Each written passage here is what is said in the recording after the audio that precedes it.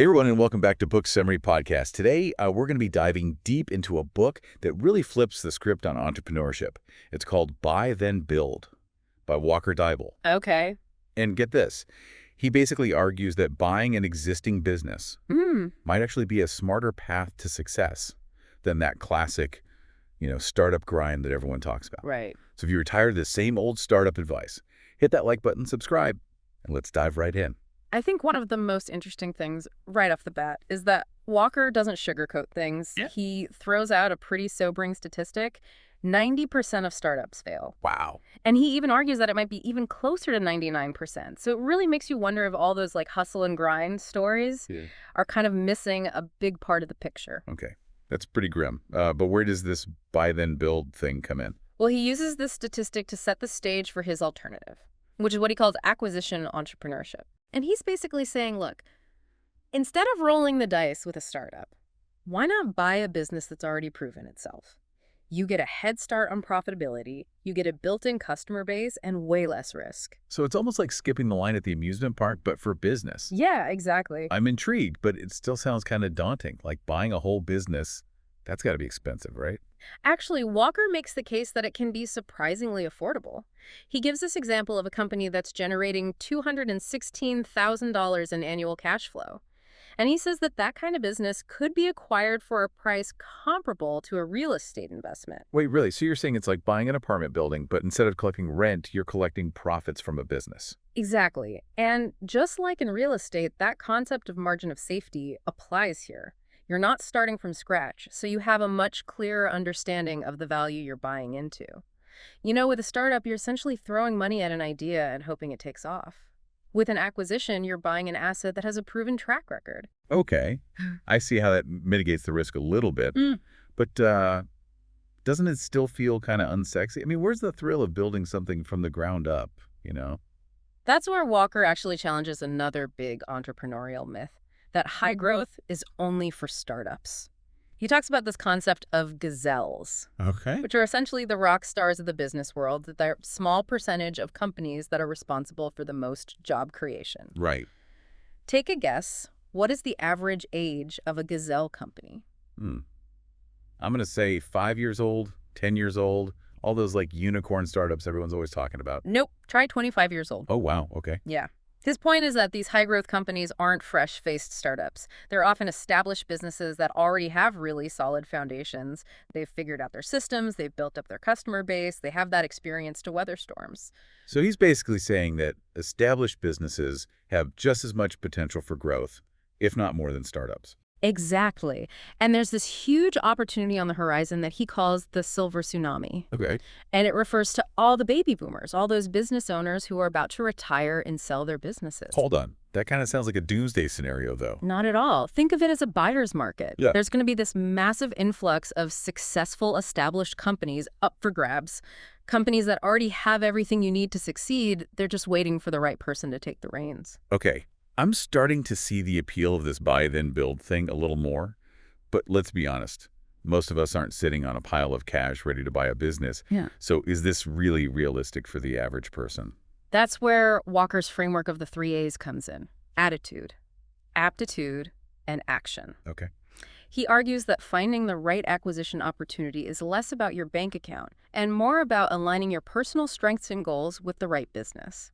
All right, break down those 3 A's for me. Where do we even begin? And hey, while we're at it, if you're enjoying this deep dive into Buy Then Build, don't forget to like and subscribe to the channel for more insightful book summaries just like this. All right, so first up we have attitude, and it's all about having a growth mindset. Okay. Walker really stresses the importance of embracing challenges, viewing setbacks as learning opportunities, and truly believing in your ability to adapt.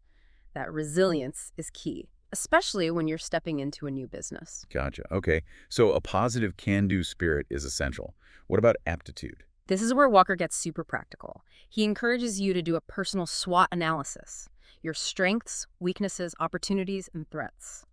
It's about being honest about your skills and really identifying those areas where you might need to seek extra support. It's like building your own personal dream team to fill in any gaps. Yes. I like that. What about that final A, action? That's where the rubber meets the road, right? Absolutely. Walker provides very clear and actionable advice. on defining your ideal acquisition target, searching for those opportunities, and conducting that thorough due diligence. He even recommends thinking beyond just revenue and focusing on something called discretionary earnings. Discretionary earnings. That's not a term I hear every day. It's essentially the cash flow that's actually available to the owner. Walker argues that this gives you a more realistic picture of the business's financial health than just looking at top-line revenue. You want to know what's actually left over after all the bills are paid? Okay, so it's not about finding the business with the highest sales, but the one that's actually generating the most profit for the owner. Exactly. Gotcha. And he has some interesting advice on choosing an industry. He actually recommends casting a really wide net and not limiting yourself to your previous experience. He argues that those transferable skills and a strategic approach can often trump specialized knowledge. Wait, hold on. Isn't it kind of risky to buy a business in an industry you know nothing about? Mhm. That feels counterintuitive. It does seem counterintuitive, but Walker makes a really strong argument. Think about it. Your core skills as an entrepreneur, things like leadership, financial management, strategic thinking, Right. those are transferable to almost any industry. If you can find a business with a solid foundation, a strong team, and a real market opportunity, your lack of specific industry experience might not be as important as you think. Okay. I can see how that could open up a lot more possibilities. So where do you even start looking for these hidden gems? Well, that's what we're going to cover in part 2 of our deep dive. So make sure to stick around as we unpack Walker's unconventional strategies for finding that perfect acquisition opportunity. Okay. And while you're waiting, be sure to hit that like button, subscribe to Book Summary Podcast, and tell a friend. See you soon for part 2. Welcome back. Last time we left off with a burning question. Where do you actually find these amazing businesses that Deibel is talking about? Yeah, it's one thing to say buy a business, but it's a whole other thing to actually know where to look. Are we just scrolling through endless online business listings or something? Well, that's actually one of the first myths that Walker busts. He compares relying solely on these online business marketplaces to Right. trying to find a job just using those big job boards. You're really just seeing the tip of the iceberg. So what's the buy then build way of finding deals? Walker is all about going upstream. He Yeah. really encourages building relationships with business brokers, intermediaries, those folks who really have access to deals before they even hit those public listings. Okay, that makes sense. But I've heard horror stories about shady brokers. How do you even know who to trust? That's a very fair concern. Walker stresses the importance of finding a broker who really specializes in your target market and who has a really solid reputation for ethical dealings. So don't be afraid of ask for referrals, check their track record, all that good stuff. All right, so you found a broker you can trust. What's next? Do you just tell them, hey, find me a business? Not quite.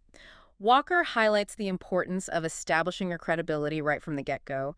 Brokers, they're really looking for capable buyers, Yeah. people who have their financing in order, who have a clear vision, and who really have that demonstrated ability to close a deal. So it's kind of like dating, but for businesses. You've got to show them that you're a good catch. Exactly. And this is where having that strong attitude, remember from the 3 A's, Right. really comes into play. You need to articulate what you bring to the table, your strengths, your goals, your ideal acquisition target. Speaking of target, Walker has some pretty interesting advice when it comes to actually defining that target. He does. Remember how he said that transferable skills can often trump industry experience? Right? Well, he takes that even further when it comes to defining your target. Instead of just narrowing down your search to specific industries, he suggests that you should actually focus on industry types. Okay, break that down for me a little bit. What's the difference between an industry and an industry type? Think of it this way. An industry is very specific, like craft breweries or software development. Okay. And an industry type PE is much broader, like manufacturing, distribution, service-based companies. Okay. Walker argues that this approach really opens up your search to a much wider range of possibilities. I guess it's kind of like looking for a partner based on shared values. Instead, it's just a specific list of hobbies. Exactly. You might find the perfect business in a field you never even considered before, simply because that growth opportunity really aligns with your skills and your goals. All right, so you've found a broker, you've kind of honed in on your target, Yeah. and they start sending you potential deals. What then? Do you take their word for it? Absolutely not. This is where due diligence comes in. And Walker, he really doesn't hold back on the details. He walks you through that entire process, from analyzing financial statements to evaluating the business model and really assessing the company's overall health. It sounds pretty intense. Any tips for making this whole process a little bit less overwhelming? Walker really emphasizes the importance of going beyond just the numbers. Okay. It's not just about crunching spreadsheets. It's about really understanding the story behind those financials. What are the trends? Are there any red flags? How does this business actually generate revenue? So it's like detective work, but for business. Exactly. You're really piecing together those clues to determine if this is a business that you actually want to acquire. Walker even encourages getting creative with your due diligence. Okay. Talk to employees, visit competitor locations, conduct market research, anything you can do to get a really holistic view of the company. This all sounds incredibly important, but I got to admit, it's kind of making me realize just how much work actually goes into acquiring a business. Is there any way to make this process a little bit easier? Walker's all about being prepared. He suggests creating a due diligence checklist. So that's a list of all the documents and information that you need to review, as well as a set of questions that you'll want to ask during your site visits and your meetings. That's a great tip.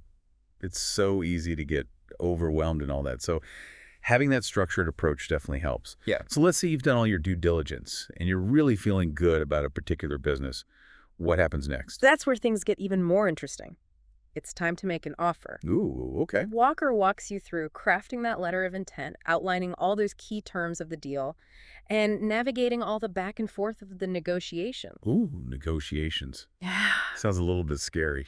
Well, Walker really demystifies that whole process. He stresses the importance of finding a win-win solution. It's not about squeezing the seller for every penny. It's really about creating a deal that is fair and beneficial for both parties. So it's more about collaboration than confrontation. Exactly. And Walker also reminds us that it's okay to walk away from the deal if it just doesn't feel right. Don't get too emotionally attached to any particular acquisition. That's really good advice. Sometimes it's hard to let go, especially if you've already invested so much time and energy into that due diligence process. Well, Walker emphasizes that patience is key. Finding the right acquisition, it really takes time. It takes effort. And it takes a willingness to be persistent, but also discerning. But once you find that perfect fit, it's time to make it official. So what comes after you've kind of agreed on all the terms? Are we talking like lawyers and mountains of paperwork? You bet. But before we dive into all that legal nitty-gritty, be sure to hit that like button and subscribe to Book Summary Podcast. We'll be right back in part 3 to break down those final steps of the acquisition process and explore exactly what happens after the ink is dry. Okay, we're back for the final part of our deep dive into buy then build. And we've covered a lot of ground so far. Yeah. Finding the right business, doing your due diligence, navigating those kind of nail-biting negotiations. Right. But let's be real. The real work starts after you sign on the dotted line. Yeah. Walker definitely doesn't shy away from that. He calls those first 90 days as the new owner a really critical time to really establish yourself with everyone. The employees, customers, suppliers. You've got to get to know the systems, the cash flow, really start implementing your vision for the company. It's like you've just landed this amazing plane, but now you have to figure out how to fly it without crashing. That's a great analogy. And Walker actually gives some really practical advice for navigating that really crucial transition period. Yeah. He's a big believer in transparency and communication right from day one. So what's the first move? A company-wide email announcing the new regime. Oh, Walker actually recommends going a step further and having an all-hands meeting on day one. Okay. Introduce yourself as the new owner, acknowledge that there's going to be uncertainty that comes with any kind of change, and emphasize your commitment to the company's success moving forward. That sounds like a good way to just kind of address the elephant in the room. Everyone's probably wondering what's going to change, who might lose their job, all that anxiety that comes with the new boss. Exactly. And Walker really stresses the importance of being honest, even if it means acknowledging that there might be some difficult decisions that need to be made down the road. It's all about building trust and really showing that you're a leader who's willing to be upfront. Okay, so you've had the big announcement. What's next on that, new owner to-do list? Walker suggests having individual meetings with each employee during those first few weeks. Sure. Really get to know them, understand their roles, and hear their perspectives on the business. It sounds super time-consuming, but I can see how that would really send a message that you value their contributions. That's exactly the point. It's about building that collaborative environment and not coming in like a dictator who's going to turn everything upside down. Right. What about the people outside the company, though? Like customers, suppliers? Do they get that personal touch, too? Walker recommends scheduling meetings with all those key players. Okay. Introduce yourself as the new owner. Assure them of your commitment to maintaining those strong relationships. You know, those early interactions can really set the tone for your leadership. This all sounds very people-focused. Is Walker saying that the soft skills are even more important than the business savvy when you first take over? He definitely emphasizes that human element of this transition. It's a good reminder that buying a business isn't just about buying assets. Right. You're really inheriting a team of people, and Yeah. how you manage those relationships can truly make or break your success. Okay. But what about the previous owner? That relationship can be a little tricky, can't it? It definitely can be. And Walker provides some really great advice for navigating that whole dynamic. Wow. He recommends setting those really clear boundaries and expectations from the start. Okay. Encourage the previous owner to really step back gracefully and allow you to establish your own leadership style. So it's about finding that balance between benefiting from their experience without letting them kind of overshadow your leadership. Exactly. You want to tap into their knowledge, but you also need to make it very clear that you are now at the helm. Right. And while you're figuring out all that people stuff, you've also got to learn the ropes of the actual business itself, right? Well, Walker is a big believer in getting your hands dirty. He suggests spending time in all those different departments, shadowing employees, really understanding those day-to-day operations. It's like an immersive business boot camp.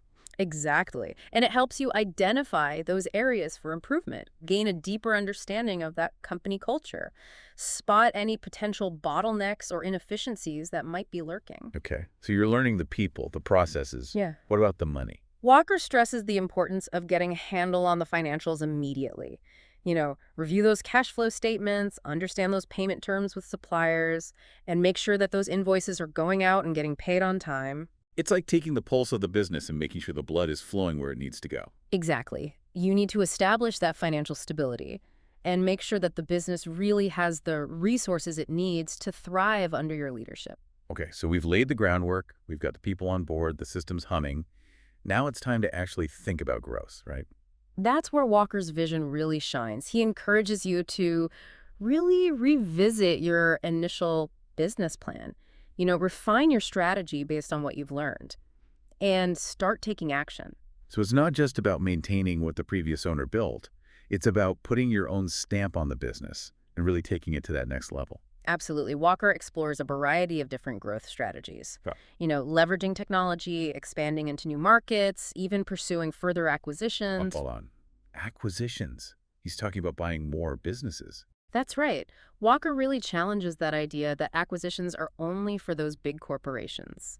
He shows how even smaller companies can use this strategy to expand their reach, diversify their offerings, and really accelerate their growth. So it's like buy then build on steroids. He actually shares his own experiences using this approach, you know, the lessons he's learned along the way, and he offers a lot of practical advice on how to identify, evaluate, and integrate those new businesses into your existing operation. Wow. We've covered a lot of ground today with Buy Then Build. It really is like a super comprehensive guide from finding that first business to building like a thriving empire. Any final thoughts? I think Walker's book is incredibly empowering. It really challenges that traditional entrepreneurial narrative and shows that there's more than one path to success. Whether you're a seasoned business owner or just starting out, Buy Then Build offers a really fresh perspective and a clear roadmap for achieving your goals. Absolutely. And if you're hungry for more insightful book summaries just like this, make sure to hit that like button and subscribe to Book Summary Podcast. We'll keep you fueled with knowledge and inspiration on your entrepreneurial journey. Until next time, happy building.